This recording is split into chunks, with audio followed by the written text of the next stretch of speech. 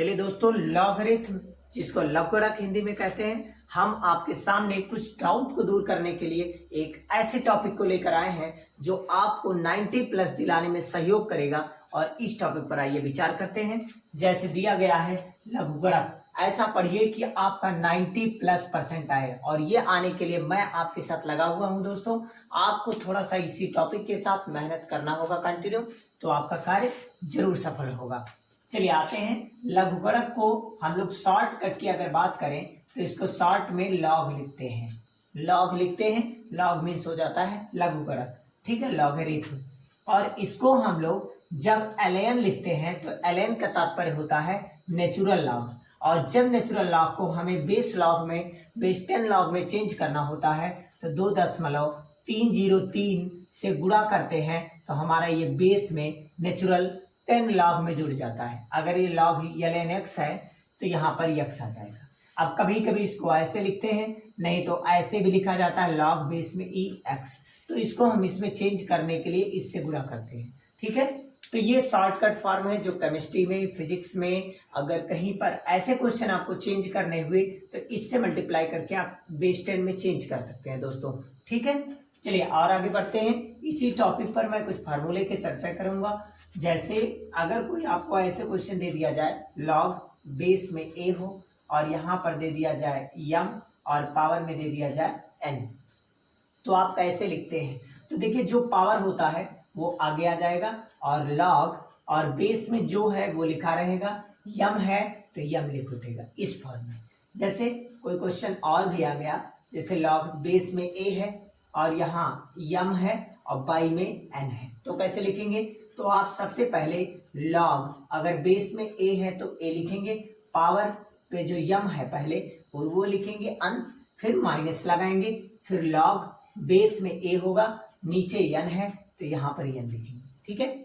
और यही चीज अगर ऐसे आता है, लॉग बेस में a है और m इंटू n आता है, तो आप इसको ऐसे लिख सकते हैं, लॉग m और यहाँ पर प्लस लगाएंगे, बेस में a है तो a, 10 है तो 10, e है तो e, और प्लस लॉग बेस में a और यहाँ पर n है तो n, इस फॉर्म में रिप्रेजेंट करते हैं, ठीक है। अगर यही चीज ऐसे आते हैं तो इस फॉर्म में चेंज करके ही लगाएंगे। अगली चीज, अगर लॉग की कंडीशन में यहाँ पर बेस a हो और यहाँ पर भी बेस a हो, यहाँ a दोनों सेम आ जाए, अगर ये दोनों सेम हो जाते हैं तो उनकी वैल्यू 1 हो जाएगी। लेकिन अगर आपसे कोई कह दे log 1 की वैल्यू, तो आप बताएंगे 0, log 1 की वैल्यू 0 होती है। log 2 की वैल्यू अगर आपसे कोई पूछता है तो log 2 की वैल्यू जो होती है वो 0.3010 होती है। अगर कोई आपसे log 3 का पूछ लेता है, बेस 3 का, तो 0.477 बताएंगे। इस टाइप से आप सॉल्व करके बता सकते हैं, ठीक है। चलिए हम इस पर कुछ क्वेश्चन आपके सामने लेकर आते हैं।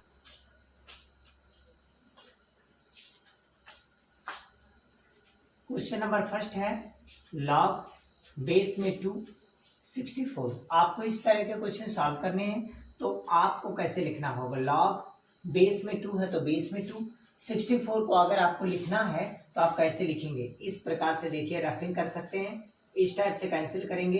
32 दूनी 64, 16 दूनी 32, 2 अट्ठे 16, 2 चौका 8, 2 दूनी 4 और 2 एकन्ना 2, इस तरह से कैंसिल कर लेंगे। और 2 देखेंगे कितनी बार आया, तो 2 आपको दिख रहा 3 बार यहाँ, 3 बार यहाँ, 6 बार में 64,000 आया, तो 2 पे पावर 6 इस तरह लिख देंगे। तो 2 का अगर 2 का गुणा 6 बार कर देंगे तो 64 आ जाएगा।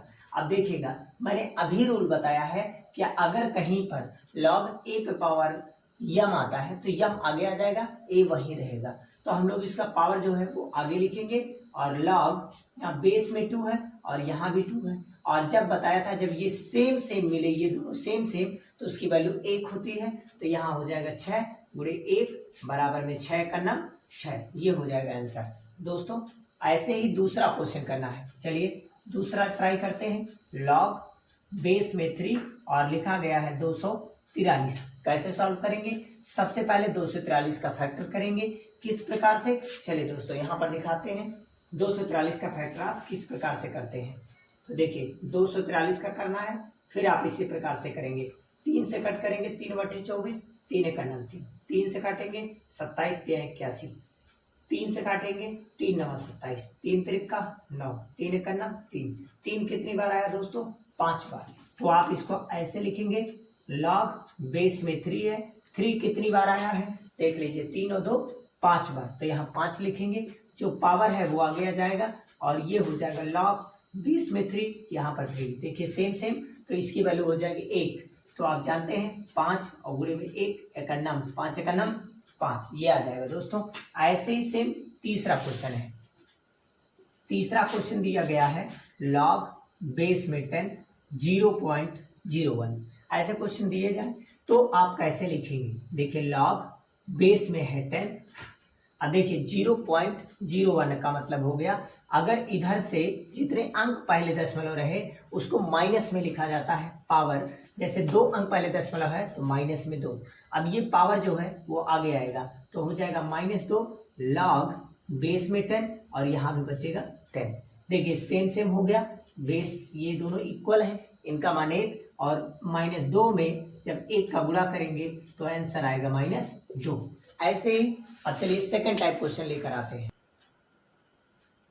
चलिए दोस्तों, सबसे पहले क्वेश्चन जो दिया गया है, अभी फर्स्ट नंबर क्वेश्चन करवा दिए, सेकंड नंबर क्या है, लॉग बेस में a 9 = 2 हो तो a का मान क्या होगा? अगर इस टाइप का क्वेश्चन आता है तो लॉग a की पावर यहाँ पर 9 दिया है = 2 दिया है, तो किस तरह से इसको सॉल्व करना चाहिए? जो बेस में दिया गया है वो पहले लिखें और जो बाद में इक्वल के बराबर दिया है वो पावर में लगाइए और जो ये लिखा गया है वो बराबर में लिख दीजिए, हो गया। अब a पे पावर देखिए 2 लगाए, मतलब a², इसको मैं कैसे करूं कि स्क्वायर के फॉर्म में आ जाए? किसका वर्ग है ये? तो आप कहेंगे 3 का वर्ग है ना, 3 त्रिका ना, तो देखिए पावर सेम हो गया, तो a की प्लेस पर क्या लिखा है 3, तो आंसर आ गया a = 3, ये आंसर आ गया। यूपी बोर्ड 2016 में आया हुआ क्वेश्चन है, ठीक है। अगले क्वेश्चन पर विचार करते हैं। बी नंबर क्वेश्चन क्या दिया गया है, लॉग बेस में 10 दिया गया है और 144 दिया गया है, कहा गया है इसको सरल कीजिए। सरल करने के लिए पता है कि ये कितने का वर्ग है, सबसे पहले ये ट्राई करना पड़ेगा।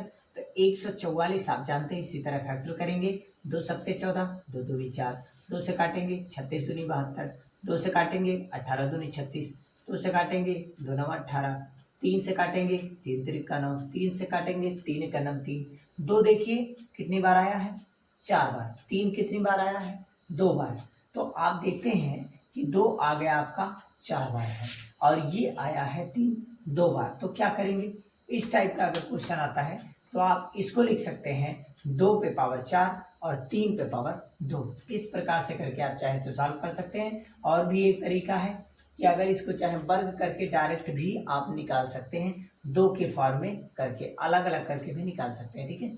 तो आपके पास दोनों ऑप्शन है, तो चाहे इस तरह से लगाइए चाहे इस तरह से। आप कमेंट बॉक्स केमिस्ट्री कक्षा 10 में जो पीएच स्केल से क्वेश्चन आते हैं वो भी आप इसी में सीख लीजिए, जिससे आपको वो भी क्वेश्चन अच्छे से आ जाए। तो देखिए पीएच स्केल अगर हम बात करें तो पीएच मान और पीएच स्केल में इसकी जो डिस्कवरी किया था उस साइंटिस्ट का नाम है एच सोरेनसन।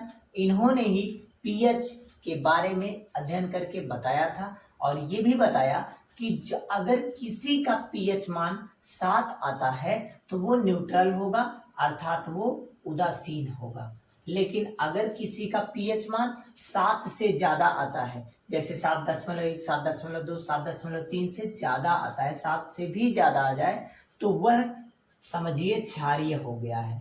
उसकी प्रकृति कैसी हो गई है, क्षारीय हो गई है। जितना ज्यादा पीएच मान होगा उतना ज्यादा वो क्षारीय होता चला जाएगा, अर्थात ये क्षारीयता का बढ़ता हुआ क्रम है। कौन सा क्रम है, बढ़ता हुआ क्रम। अगर किसी का पीएच मान 10 है और किसी का पीएच मान 11 है तो 11 वाले ज्यादा क्षारीय होंगे और 10 वाले कम। लेकिन अगर मैं 7 के बाएं तरफ जाऊं, 7 के बाएं तरफ जाने पे अम्लीयता बढ़ती है। क्या बढ़ती है, अम्लीयता बढ़ती है, मतलब अम्लीय ज्यादा होता है। 5-6 से ज्यादा 5 का, 5 से ज्यादा 4 का, 4 से ज्यादा 3 का, अम्लीयता इधर बढ़ती है, तो इसका बढ़ता हुआ क्रम इधर है, ये बढ़ता क्रम है, ठीक है। इधर बढ़ता हुआ क्रम और उधर क्षारीयता बढ़ता हुआ क्रम। और अगर बीच में है तो उदासीन है। लेकिन कमरे के सामान्य ताप की अगर हम चर्चा करें तो एक क्वेश्चन अभी 2023 में आया था, सामान्य ताप पर मतलब 25 डिग्री सेल्सियस पर जो शुद्ध जल का पीएच मान होता है, शुद्ध जल का पीएच मान आप लोग देखेंगे यूपी बोर्ड 2023 के पेपर में, तो ये क्वेश्चन आया हुआ है कि सामान्य ताप पर शुद्ध जल का पीएच मान कितना होता है। तो दोस्तों शुद्ध जल का पीएच मान 7 होता है, क्योंकि वह उदासीन है, ना तो अम्लीय है ना तो क्षारीय है।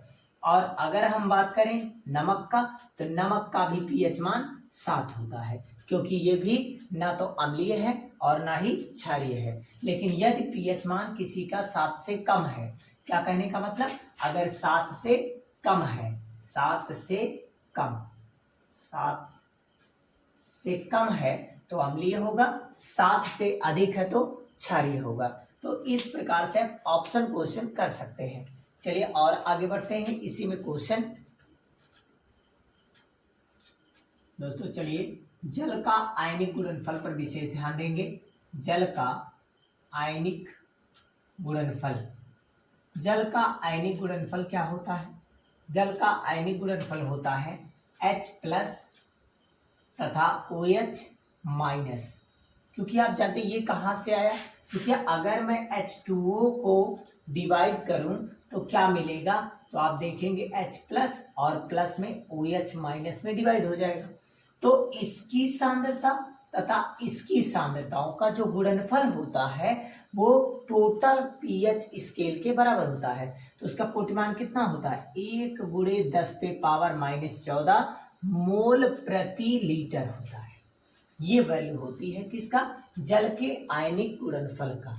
अगर आपको H+ का मान निकालना है तो H+, इसको पढ़ते कैसे हैं, हाइड्रोजन, इसको पढ़ते हैं आयन। आयन 2 प्रकार के, चाहे धनायन हो या ऋणायन हो, तो हाइड्रोजन आयन, और इसको पढ़ते हैं सांद्रण, हाइड्रोजन आयन सांद्रण, कंसंट्रेशन ऑफ हाइड्रोजन आयन। ठीक है, तो H+ आपको अगर निकालना है तो ये OH- नीचे चला जाएगा, तो 1 × 10⁻⁻14 और बटे OH की सांद्रता।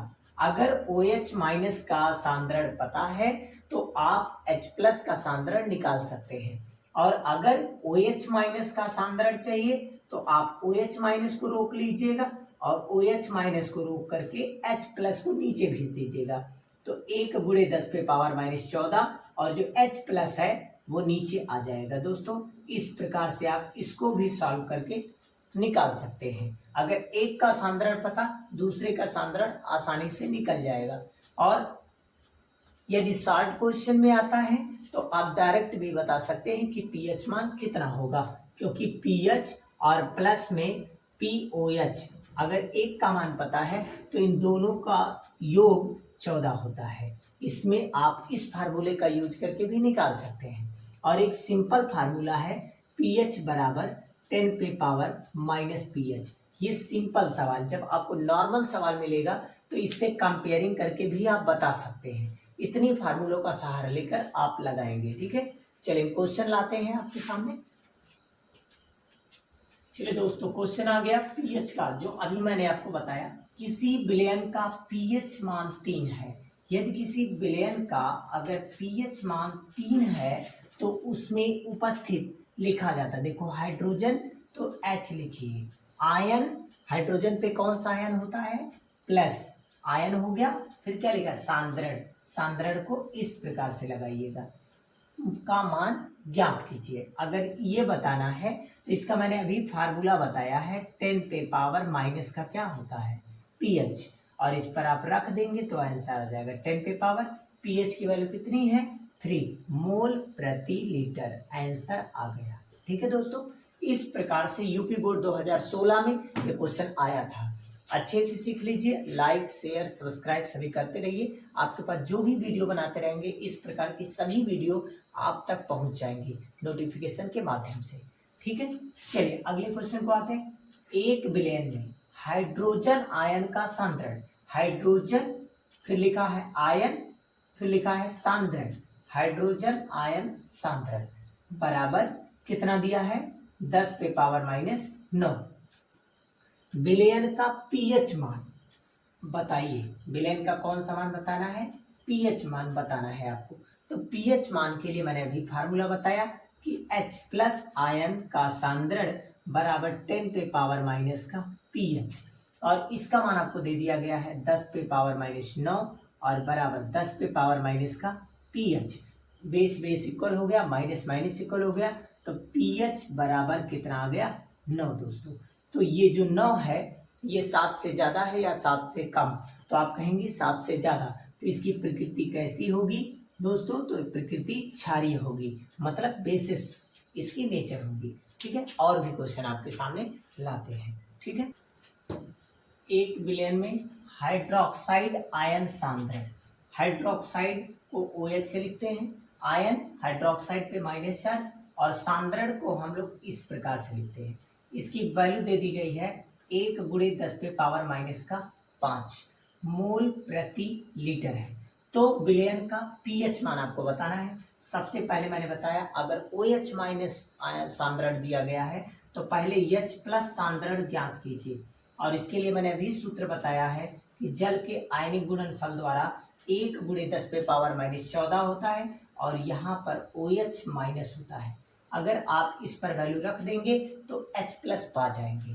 तो चलिए कैसे रखते हैं, 1 गुणे 10 पे पावर माइनस 14 और बटे OH का मान कितना दिया है, 1 गुणे 10 पे पावर माइनस 5, ये कैंसिल है। इसको ऊपर लेके जाएंगे तो पावर जो है माइनस से प्लस हो जाएगा, और 10 पे पावर माइनस 14 ऊपर जाएगा प्लस 5, और जब घटेगा तो 10 पे पावर माइनस का 9 5 14।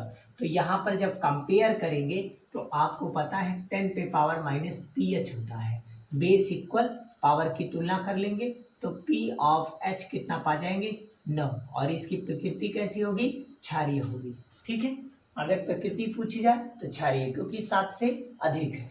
चलिए नेक्स्ट क्वेश्चन क्या है कि H प्लस का मान दिया गया है, विलेन में पीएच का मान पूछा गया। सेम यही क्वेश्चन है, कैसे लगाएंगे। चलिए सबसे पहले हम लोग इसके लिए लघुगणक का यूज करते हैं। किसका यूज करेंगे, लघुगणक। अब कैसे यूज करते हैं, चलिए उसके पावर में विचार करेंगे। यहाँ पर देखिए दोस्तों, यहाँ पर फार्मूला होता है P ऑफ H निकालने का। अगर H प्लस निकालना है तो हम इसको ऐसे लिखते हैं लॉग, और इसको लिखते हैं 1 बटे H प्लस आयन। ठीक है, और जब इसको ऊपर लेकर जाएंगे तो ये बन जाएगा लॉग, लेकिन ये H प्लस आयन जो है इसके ऊपर प्लस 1 है, जब ऊपर जाएगा तो माइनस 1 होगा, और पावर जो है वो आगे आता है तो हो जाएगा माइनस का लॉग। और यहाँ जो है बेस में अगर यहाँ 10 है तो बेस में 10 रहेगा, इसमें कोई चेंजिंग नहीं होगी, ये बचेगा H प्लस आयन। क्लियर। अब देखिए यहाँ पर हम लोग वैल्यू रखेंगे, क्या आएगा वैल्यू, चलिए ध्यान दीजिएगा। लॉग माइनस है, माइनस को बाहर ले लीजिए, लॉग बेस में है 10, और H प्लस आयन का मान दिया है 4 गुणे 10 पे पावर माइनस 9। 4 को लिख सकते हैं 2 पे पावर 2 और गुणे 10 पे पावर माइनस 9।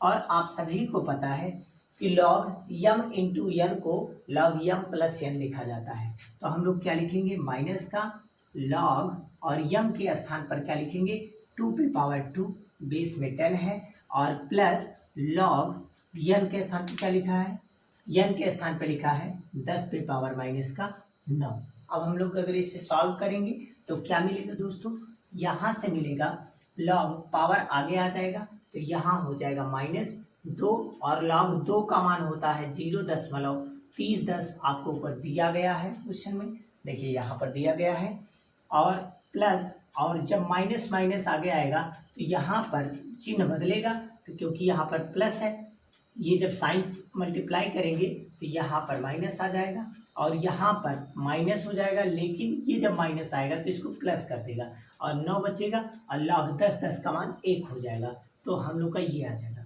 अब जब 9 में इसको घटाएंगे इसमें से तो आंसर आ जाएगा 8.398, ये आपका आंसर हो जाएगा। ठीक है दोस्तों, तो इसकी प्रकृति कैसी होगी, क्षारीय होगी। क्यों, क्योंकि 7 से अधिक है।